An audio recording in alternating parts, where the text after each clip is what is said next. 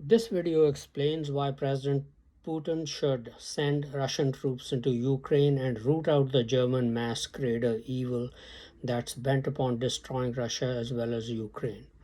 Hello friends, this is Unmasked Truth with Harmanjit Saini, where I provide unique analysis of world events based on the unmasked truth that after surrender, Germany continued World War II clandestinely and became a killing machine. I also provide true news that you will find nowhere else. In recent developments in Ukraine, President Putin of Russia has recognized the two Russian rebel held territories of Ukraine, Donetsk and Luhansk, as independent territories and moved Russian troops into the region as peacekeepers. The territories recognized as independent are larger than the areas currently held by the rebels. The question is, will Russian troops advance further to occupy these territories? The United States and the European Union have imposed sanctions in retaliation. I've been shocked at the realization that the only man telling the truth about what is going on in Ukraine is President Vladimir Putin of Russia. Though I have access to mainly to American or British news sources, they do honestly report claims and statements made by President Putin and other world leaders. They also report on US intelligence about what is happening around the world. Then the pattern of past behavior enables one to put the pieces of the puzzle together to figure out what is really going on behind the scenes. Some of the recent developments and accusations against Ukraine made by President Putin and the United States include, now I'm paraphrasing here, there are plans to install nuclear weapons in Ukraine to be used against Russia. President Putin has said that Ukraine is the aggressor and plans to invade the rebel held territories of Donetsk and Luhansk and commit genocide on ethnic Russians living there. Russia has already evacuated women, children, and the elderly from the region to Russia. US intelligence has stated that Russia has already drawn up a list of Ukrainians to be apprehended and dealt with, which includes journalists, people in government, and others critical of Russia. The United States, British, the UN, and indeed the media around the world are poo-pooing the claims made by President Putin, and people believe what the US and European media are dishing out to them. But just because the media we consume is repeating a matter does not necessarily mean it is the truth, whereas whatever President Putin is claiming are lies. What evidence do we have that President Putin is telling the truth? Let's look at the history of what transpired after the breakup of the Soviet Union and Ukraine became an independent country. Crimea historically was not part of Ukraine. It had been transferred to Ukraine in 1954 from the Russian Soviet Federative Socialist Republic to the Ukrainian Soviet Socialist Republic to mark the 300th anniversary of Ukraine joining the Soviet Union. This was viewed as no big deal as both were part of the Soviet Union and it was done for administrative purposes. Now, Crimea has a majority Russian population. The split of the Soviet Union into separate countries was complete by December 1991. From 1991 to 2008, Russia never raised an issue with Ukraine concerning Crimea or ethnic Russians in Ukraine rebelling and taking control of territory known collectively as the Donbass region, which is Donetsk and Luhansk. In 2008, Russia issued Russian passports to ethnic Russians in Crimea, but no other serious provocative steps were taken to annex Crimea to Russia. On February 25, 2010, pro-Russian Viktor Yanukovych took over government as president of Ukraine. In November 2013, after President Yanukovych failed to sign the association agreement between Ukraine and the European Union and seek closer ties with Russia instead, violent protests erupted, leading President Yanukovych to flee to Russia on February 22, 2014. Subsequently, by March 2014, just about within 2 weeks, Russian troops without insignia had taken control of Crimea, which finally became a part of Russia on March 21, 2015. After the pro-Russian President Viktor Yanukovych was ousted by demonstrations, the German masqueraders are people of German descent living in various white countries for decades or centuries. The German masquerader Petro Poroshenko took over as president on June 7, 2014 and remained president till May 20, 2019, almost 5 years, until he was defeated in an election by current President Vladimir Zelensky. Before Poroshenko took over as president, Russian troops already had control of Crimea. Now let's trace what transpired in Ukraine after it became an independent country in 1991. Existence of German masqueraders had been fully discovered in 2000 and 2001 in America. Their existence in other countries and their activities in favor of Germany were discovered later than that. It seems after independence, Germany and German masqueraders in Ukraine had at least 15 years to operate in the country undetected. The modus operandi of Germans operating as businessmen in other countries in collaboration with German masqueraders and or their allies is well known. Being a former Sikh from India, I have lifelong experience in dealing with their methods. Sikhs were targeted by the Germans to do as much harm to them as possible because they fought against the Germans in both world wars, as they constituted a large part of the British Indian armies. For the same reason, Russians were a natural target for the Germans. For that matter, so were ethnic Ukrainians who also fought against the Germans in the Second World War. The Germans wanted to do as much harm as possible to both groups. The best way to accomplish that was to divide them and inveigle them into fighting each other. The same situation prevailed in India because Indians of all ethnic backgrounds fought against the Germans as part of the British Indian armies. The German strategy in India was to target one ethnic group, the Sikhs, a minority, and use the others to destroy them or harm them as much as possible by inflicting as much pain and suffering on them as possible and impoverishing them by discriminating against them. By targeting the Sikhs, the Germans sundered Indian society and inveigled them to fight and harm each other. The same situation prevailed in Ukraine. Ethnic Russians were a minority in Ukraine, so they were targeted for destruction by inveigling the Ukrainians to carry out the task along with German masqueraders living in Ukraine. Ukrainians would also suffer in the process. So let's first see how the task of destroying the Sikhs was carried out in India. It will show how Germans then easily carried out the task in Ukraine. Immediately after World War II, Germany's strategy was to build a strong economy through export-led growth. German businessmen fanned out across the globe, offering technical collaboration to businessmen in other countries. Nazis, disguised as technical experts, were embedded in German corporations and began working to build alliances in other countries to cause divisions among all people that fought against them in any time in their history, but particularly during the two world wars, so that they start fighting and destroying each other. In India, German companies began collaboration with top Indian businessmen, the Marwadis of Rajasthan, the Tatas and other Parsis, Sindhis, Gujaratis, and others.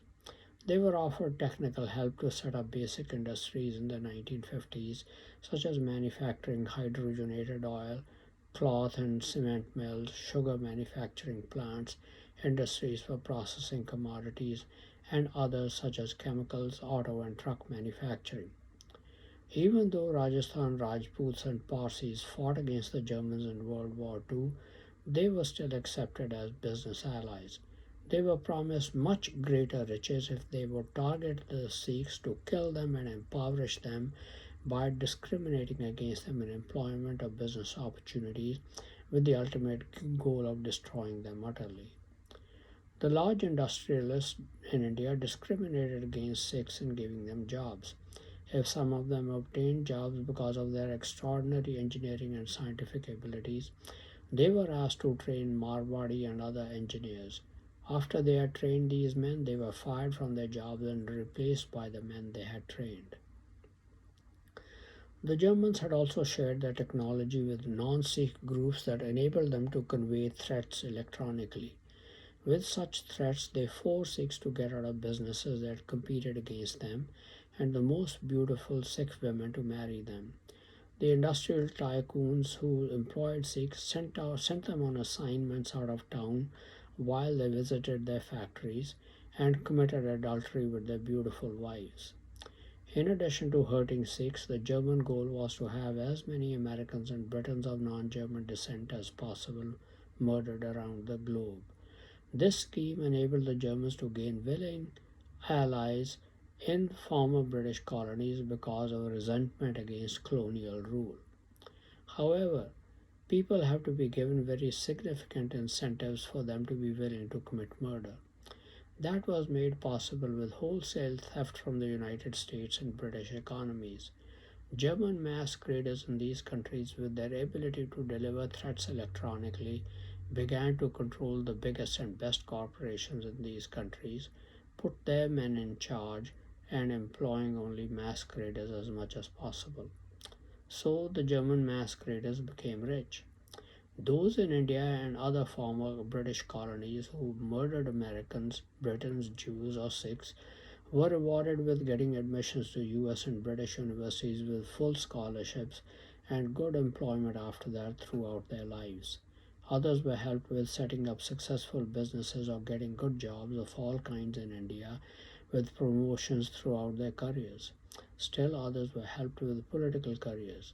In fact, most of the top Indian politicians have obtained their positions by committing murder of Americans, Britons, or Sikhs. The German goal was also to destroy the Sikhs just as they seek the utter destruction of Americans, Britons, Jews, and Russians of non German descent.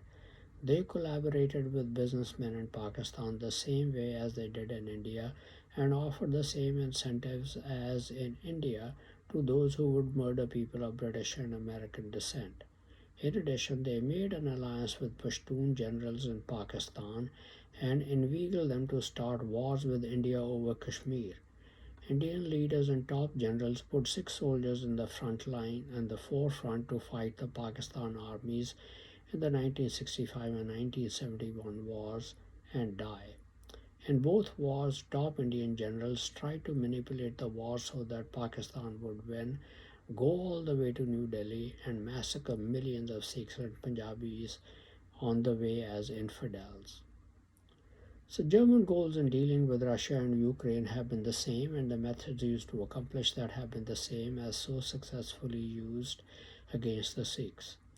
By the time Ukraine became an independent country in 1991, Germany already had gained decades long valuable experience in dividing people and getting them to fight and destroy each other. Before the breakup of the Soviet Union and Ukrainian independence in 1991, German masqueraders in Russia and Ukraine had already identified each other and had agreed on their goals to help each other succeed in their chosen careers, become rich, and work to destroy the Soviet Union and later Russia, Ukraine, Belarus, and other former Soviet republics in Europe from within. The German masquerader Mikhail Gorbachev, with the help of other German masqueraders, succeeded brilliantly in breaking up the Soviet Union. This is strong evidence that German masqueraders had identified themselves and organized themselves well even before the Soviet Union breakup. Their method of identifying themselves and working towards common goals is to identify themselves as being of German descent in social gatherings. Once that has been done, then they talk negatively about ethnic Russians, Ukrainians, etc., to gauge the other's feelings about them. If they indicate strong negative feelings about America and Britain, then strategies to harm them are discussed to gauge reaction to indicate willingness to join the cause and the potential benefits of following such strategies. If strong enthusiasm for such projects is indicated, then they are asked whether they would be willing to make a commitment to the cause. That's how members are gained to the cause. Thus, when Ukraine became independent, millions of masqueraders were already committed to using their methods to gain control of the economy, the best employment opportunities for themselves, divide the Russians and Ukrainians, and use them to destroy each other. As already stated, the existence of German masqueraders and their nefarious activities were first fully discovered in the United States in 2000 and 2001. For a few years after that, the USA was busy identifying all the masqueraders in the USA and British Commonwealth countries. Then other European countries were alerted to their possible existence in their countries. Therefore, it is likely that it was around 2004 to 2005 that the existence of German masqueraders in Russia and Ukraine, their full numbers and identities, and their activities were discovered. Thus, from 1991 to about 2005 to 2006, for up to 14 or 15 years, German masqueraders in Ukraine carried out their activities undetected. Murders causing as much pain and suffering as possible to primarily minority ethnic Russians with the help of ethnic Ukrainians, sundering ethnic Ukrainians from ethnic Russians, taking control of as much of the Ukrainian economy as possible, enriching themselves. We witnessed the rise of Petro Poroshenko as an example, and impoverishing ethnic Russians, particularly by discriminating against them. Clandestine murders were carried out medically through poisonings, disappearances of particularly the vulnerable, cremating people alive, staging accidents, and any other possible way. Incentives must have also been given to German masqueraders as well as ethnic Ukrainians to murder ethnic Russians. After that, ethnic Ukrainians were subject to blackmail and control with threats electronically delivered. Possibly hundreds of thousands of Ukrainians, particularly ethno-Russians, must have met their end in these ways. Millions of abortions must have been forced upon women to prevent population growth among ethnic Russians and Ukrainians. Masqueraders must also have started inflaming ethnic Ukrainian passions for expelling ethnic Russians from Ukraine or committing genocide to take over their lands. When the masqueraders and their activities were fully discovered around 2004 to 2006, large-scale murders must have stopped. The full extent of discrimination against ethnic Russians became known. By 2008, ethnic Russians, with the help of Russian government, began to take action when Russia began to issue Russian passports to ethnic Russians living in Crimea. In August 2009, ethnic Russians of Crimea held anti-Ukrainian demonstrations. On February 25, 2010, pro-Russian Viktor Yanukovych took office as President of Ukraine. While Russia may have rested away a little, masqueraders then started activities to have Ukraine become associated with the EU and join NATO in an attempt to pry Ukraine away from Russia. Then, as already stated, when in November 2013, after President Yanukovych failed to sign the association agreement between Ukraine and the EU, violent protests erupted, supported and aided by Petro Poroshenko with the help of his media properties, leading President Yanukovych to flee to Russia on February 22, 2014. However, Russia was ready and was not going to allow Ukraine to join the European Union and NATO and have NATO troops at its borders and allow for the discrimination against ethnic Russians in Ukraine. Therefore, Russia took control of Crimea and ethnic Russians rebelled against the Ukrainian government and took control of territories in Donetsk and Luhansk and fought with the Ukrainian military under the rule of the masquerader Poroshenko. With this history, it should be clear that when President Putin accuses Ukraine of committing genocide on ethnic Russians in Donbass, he is much more to be believed than Ukrainian denials. He definitely has access to far greater intelligence than is revealed in the media. German masqueraders never give up their activities, since they are in a position to blackmail and control many ethnic Ukrainians who were inveigled with incentives to commit crimes against ethnic Russians. They are able to influence political and foreign policy and military activities in Ukraine. Therefore, when President Putin accuses the Ukrainians of building and installing nuclear weapons and missiles to be used against Russia, he is to be believed. With continuing anti-Russian propaganda by masqueraders in Ukraine to further poison relationships between Russia and Ukraine, no wonder President Putin has decided to take action. There is no need for him to wait for Ukraine to fire the first salvo against ethnic Russians in the Donbass region. He cannot allow Ukraine to build nuclear weapons with the help of Germany. Incidentally, Germany and China have built and installed nuclear weapons and ICBMs in India to be used against the Sikhs and Punjabis in Pakistan, and Indian allies will have to comply when ordered by Germany and China to do so. The strategy is the same in Ukraine. German masqueraders in positions of power in military and government and ethnic Ukrainians they control will be ordered to use nuclear weapons against Russia once installed.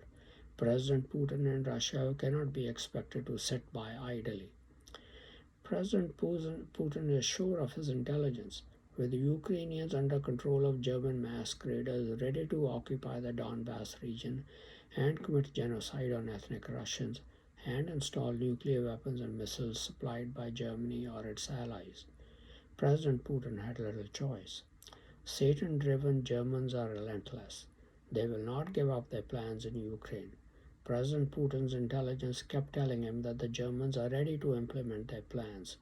Knowing this, he took preemptive action by recognizing Donetsk and Luhansk as independent entities and moved in his troops as peacekeepers. Even this move is not going to deter German masqueraders and ethnic Ukrainians they control and can blackmail.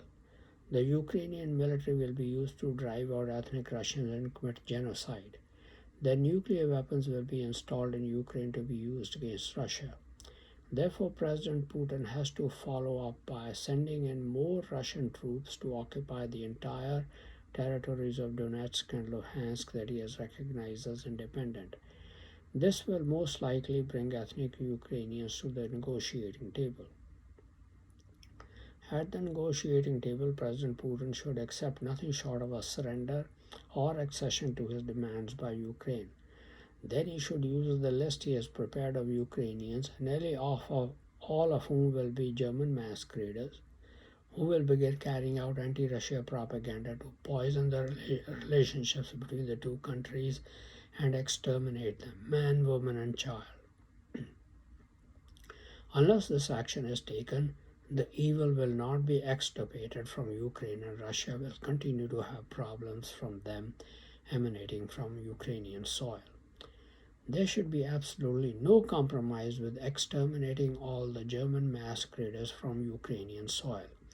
This will also be justice rendered for all the murders and other atrocities they have committed in Ukraine. Their numbers in Ukraine are large as indicated by the anti-Jewish activities during the Second World War and sending them to concentration camps. I have made the identical recommendation to the United States, British Commonwealth nations, on Israel. They must exterminate all German masqueraders from their midst, man, woman, and child. I make the same recommendations to all other countries of Europe as well. So this is how I view the situation between Ukraine, Russia, and Belarus. They must realize that they are the same people ethnically, just separated as clans of a bigger tribe. There is strong biblical support for that position. Even secular history shows that they are all ethnically Slavs. In Bible prophecy, they are referred to as Medes. The Bible calls the military political system headed by Germany Babylon. Jeremiah 50 verses 9 to 10 states, by whom Babylon, also called Chaldea because the Chaldeans lived and ruled in Babylon, will be ultimately destroyed. For lo, I will raise and cause to come up against Jerusalem an assembly of great nations from the north country. There are no sets of countries north of Europe than Russia, and they shall set themselves north of Europe than Russia, and they shall set themselves in array against her. From thence she shall be taken, her arrow shall be as of a mighty expert man. None shall return in vain, and Chaldea shall be a spoil. All that spoil her shall be satisfied, says the Lord. Then Jeremiah called these nations from the north Medes in Jeremiah 51, verse 11. Make bright the arrows, make the shields. The Lord has raised up the spirit of the kings of the Medes.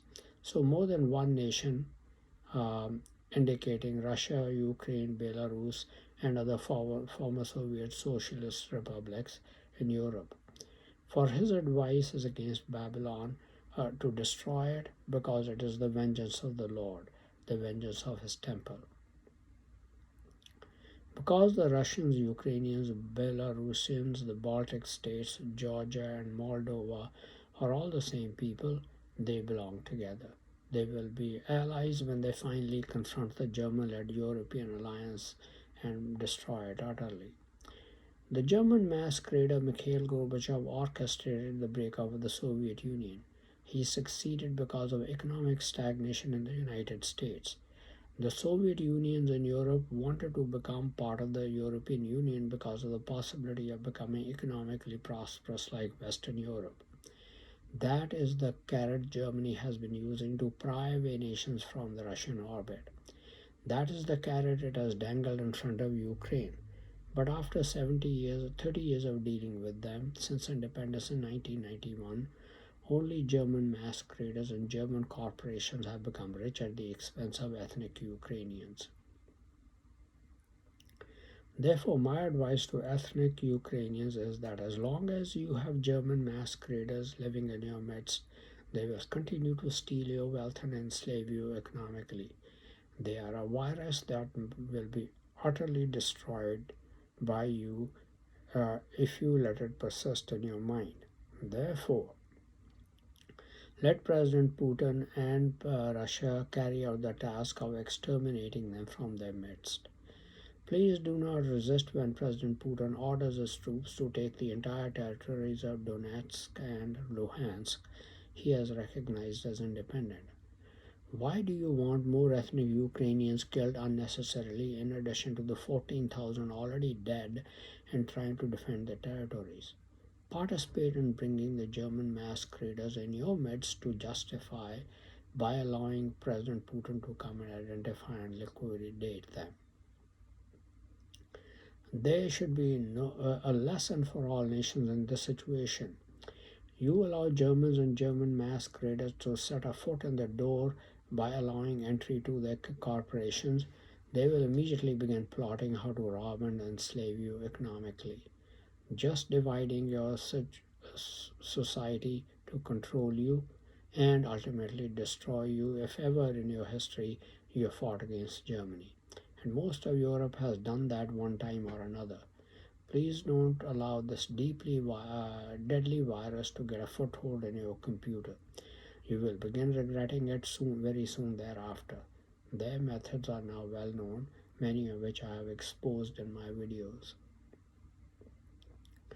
My advice to President Putin, therefore, is to send in Russian troops into Donetsk and Luhansk and occupy the entire territories you have recognized as independent. You cannot allow Germany to install nuclear weapons and missiles on Ukrainian soil.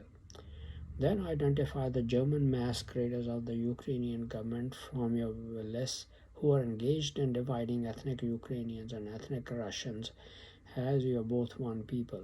Apprehend them and liquidate them. You must exterminate every German masquerader from Ukraine and rid the country of this evil scourge. You will be doing ethnic Ukrainians and yourself a great favor by carrying out this task. Then make Russia, Ukraine, and Belarus one economic and military entity with the ultimate goal of becoming one political entity. Never ever again make the mistake of allowing German businesses to get a foothold in your countries. If you do that, they will again become thorns in your side and in your eyes, and you will cry out because of the pain and suffering. You can safely allow American, British, and French, Scandinavian, Benelux, Swiss, Japanese, Korean businesses into your countries to help build your economy. I am willing to offer advice on economic development if asked. Thank you very much for continuing to watch my videos. Please continue to watch my videos and read in my articles on important world events, World War III watch, politics, international business, advice on health and medical problems, and much more for in-depth and insightful analysis. Please also subscribe to my YouTube and Facebook channels Unmasked Truth with Harmanjit Saini to view and get information on the latest videos. Some people do not have the time to go through the full length of videos. They find it more convenient to read the text of the video. Unfortunately, YouTube does not provide the facility to make the text of my videos available on YouTube. But fortunately, Facebook does provide that facility. So I make the next text of my videos available on my Facebook channel, which you can easily copy.